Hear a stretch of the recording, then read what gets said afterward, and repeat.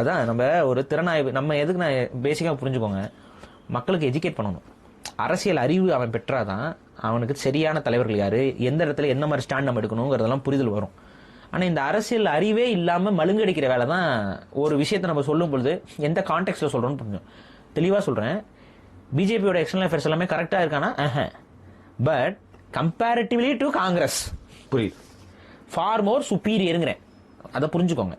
இப்ப பிஜேபியோட external affairs கரெக்டா இருக்குன்னு எப்ப தெரியுமா நான் சொல்லுவேன், ஈழத்தை அங்கீகரிச்சதுன்னா நான் சொல்லுவேன். ஸ்ட்ராட்டஜியா சம மேட்டர்ல அது புரியுதா? ஈழத்தை அங்கீகரிச்சதுன்னா சொல்லுவேன், கச்சத்தீவை மீட்டுச்சுன்னா சொல்லுவேன். அதை மீட்கலையில இப்ப வரைக்கும், மீட்கலையில இப்ப வரைக்கும்.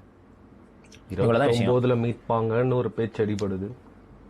இந்த பேச்சு அடிபடுறது, இந்த இது செவி வழி செய்திகள் வருகிறது, மேல சொல்லிட்டாங்க, இதெல்லாம் நாங்க நம்பருக்கு தயாரா இல்ல. மீட்கனா போய் மீளுங்க.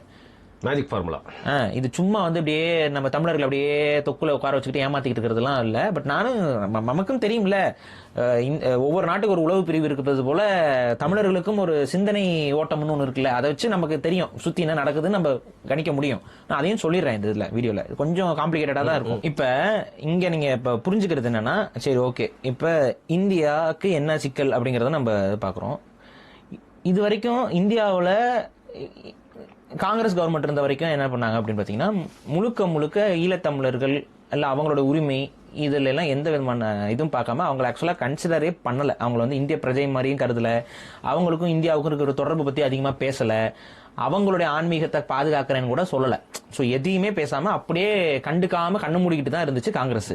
பட் பிஜேபியோடைய எக்ஸ்டர்னல் அஃபேர்ஸ்ல சில மாற்றங்களை இப்ப நம்மளால பார்க்க முடியுது. என்ன அவங்க பண்றாங்க அப்படின்னு பாத்தீங்கன்னா, மறைமுகமா இலங்கையில் இருக்கக்கூடிய, அதுவும் குறிப்பா ஈழத்தமிழர்கள் வாழக்கூடிய பகுதிகளில் நிறைய கோயிலை ரெனோவேட் பண்ற வேலையா இருக்கும்.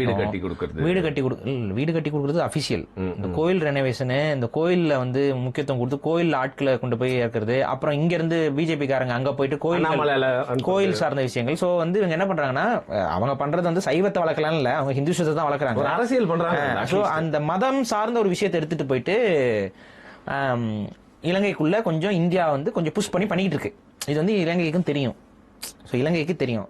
இலங்கையை பொறுத்த வரைக்கும் என்னன்னா, நான் சொன்ன ஆரம்பத்தில் ஒரு விஷயம், சில பேருக்கு என்னதான் இருந்தாலும் கஸ்டமராகவே இருந்தாலும் ஒருத்தவங்க மேல சில பேருக்கு வெறுப்பு இருக்கும். அந்த மாதிரி இந்தியாவை அது அப்படித்தான் பாக்குது. புரியுதா? எப்பவுமே வெறுப்பு இருக்கும். அவங்களுக்கு பிடிக்கல இது.